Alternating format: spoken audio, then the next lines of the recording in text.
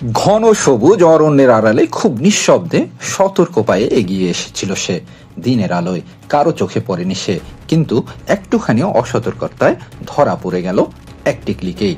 বনের পাতা ছাওয়া পথের ধারে বসানো ক্যামেরা ফাঁদে ধরা দিল সেই চমক জাগানো দৃশ্য। রোদের ছায়া ছুঁয়ে উকে দিল তার দেহের ওপর ছড়ানো কালচে ছোপ। হলুদাব গায়ের রং যেন আরো বেশি উজ্জ্বল হয়ে উঠল ক্যামেরার ফ্রেমে। চিতাবাঘ, যে একসময় গ্রামগঞ্জের জঙ্গল জুড়ে দাপিয়ে বেড়াতো, এমনকি গত শতকের মাঝামাঝি ঢাকার আশেপাশেও যার দেখা মিলত, সে যেন আবার ফিরে এসেছে। বান্দরবানের গভীর বনে তার উপস্থিতির প্রমাণ মিলেছে অবশেষে। নিঃসন্দেহে এটি একটি আশাব্যঞ্জক খবর। বন্যপ্রাণী সংরক্ষণে নিয়োজিত বেসরকারি সংস্থা ক্রিয়েটিভ কনজারভেশন অ্যালায়েন্স CCA এই ছবি তুলেছে। 25 জুন বুধবার রাতে সংস্থাটি তাদের ফেসবুক পেজে দিনের আলোয় তোলা দুটি চিতাবাঘের বা ল্যাপার্ডের ছবি প্রকাশ করে। সংস্থাটি নিশ্চিত করেছে, পার্বত্য চট্টগ্রামের এক দুর্গম সংরক্ষিত বনে চলতি জুন মাসেই ক্যামেরায় ধরা পড়েছে এই চিতাবাঘ। সংস্থার বসানো ক্যামেরা 1 মাস আগে থেকে বনের ভেতরে ছিল। ছবিতে দেখা যায় ঘন গাছপালার ফাঁকে একটি চিতাবাঘ শান্তভাবে দাঁড়িয়ে আছে। তবে বাঘটি পুরুষ না নারী তা এখনো জানা যায়নি। পার্বত্য চট্টগ্রামের বনে আরো যেসব বন্য প্রাণীর বাস, পার্বত্য অঞ্চলে চিতাবাঘের উপস্থিতির খবরে এলাকায় যেমন চাঞ্চল্য তৈরি হয়েছে, তেমনি অনেকের মধ্যেই কৌতূহল তৈরি হয়েছে এটি জানার জন্য যে এসব সংরক্ষিত বনে আরো কি কি বন্য প্রাণী বাস করে।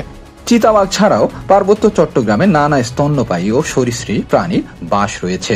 স্থানীয়দের মতে বান্দরবানের চিম্বুক, মোদক এবং রেংতলাং রেঞ্জের গভীর জঙ্গলে মাঝে মধ্যেই অচেনা বন্য প্রাণীর শব্দ শোনা যায়। অনেকে দাবি করেন সেখানে বানর, মেছোবাঘ, ধূসর বনমোরগ এবং সবুজ বেড়া সাপ সহ নানা বন্য প্রাণী এখনো বিচরণ করে।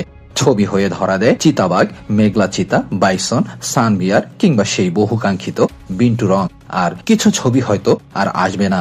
বাঘ, গন্ডার কিংবা বন্য মোষের মতো প্রাণীরা এখন আর ক্যামেরায় ধরা পড়ে না, হারিয়েই গেছে তারা। সাঙ্গু মাতামহুরি অরণ্যে চিতাবাঘ থাকার প্রমাণ নতুন কিছু নয়, তবে গত বছরগুলোতে এটা মানুষের মুখের কাহিনীর মধ্যেই সীমাবদ্ধ ছিল। প্রথম প্রমাণ হাজির করে কিন্তু CCA, সেটা 2015 সালে। এই প্রতিষ্ঠান তখন অন্য একটি প্রজেক্টের জন্য ক্যামেরা ট্র্যাপিং করে। ওই সময় সাঙ্গু মাতামহুরির জঙ্গলে চিতাবাঘ ধরা দেয় ক্যামেরার ফাঁদে। তবে সেটা ছিল রাতের ছবি আর বেশ অস্পষ্ট।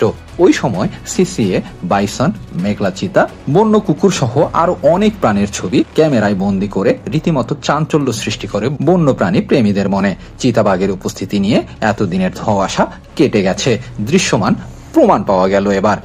এবার শুধু চিতাবাঘ নয়, ক্যামেরা ট্র্যাপে ধরা পড়েছে আরো অনেক কিছু। মেঘলা চিতা, ইন্ডিয়ান বাইসন, 2 ধরনের ভালুক মানে কালো ভালুক ও সূর্য ভালুক, সানবিয়ার, মার্বেল ক্যাট বা মর্মর বিড়াল, বাজ ভালুক, কোনো কিছুই বাদ পড়েনি। CCAর প্রধান নির্বাহী কর্মকর্তা শাহরিয়ার সিজার জানিয়েছেন তারা 2015 সালেও একবার চিতাবাঘ ক্যামেরায় ধরেছিলেন। এবারের দৃশ্য আরো একবার প্রমাণ করে যে চিতাবাঘ এখনো পার্বত্য চট্টগ্রামের বনে টিকে আছে, যদিও সংখ্যা হয়তো আগের মতো নেই।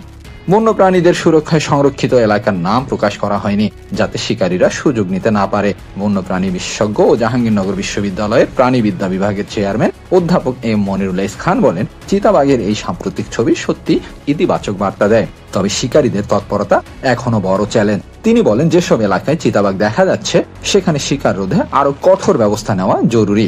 গবেষকরা মনে করছেন এই চিতাবাঘটি পূর্ণবয়স্ক। তারা এটি পুরুষ না নারী তা জানার চেষ্টা করছেন। শাহরিয়ার সিজার মনে করেন এটি বাংলাদেশের পার্বত্য অঞ্চলেরই একটি চিতাবাঘ। চিতাবাঘের ইতিহাস খুব পুরনো। 1906 সালে প্রকাশিত স্নেইড হাসিনসনের লেখা বই an account of the Chittagong hill ট্র্যাক্সে 1890 থেকে 1901 সাল পর্যন্ত পার্বত্য চট্টগ্রামের বিবরণ ছিল। বইয়ে সাঙ্গু ও মাতামহুরি অববাহিকার বনাঞ্চলের যেসব প্রাণীর দেখা পেয়েছিলেন তার মধ্যে চিতাবাঘও ছিল বলে উল্লেখ রয়েছে। এই আবিষ্কার যেন শতবর্ষ আগের ইতিহাসকে বর্তমানের সঙ্গে যুক্ত করে দিল।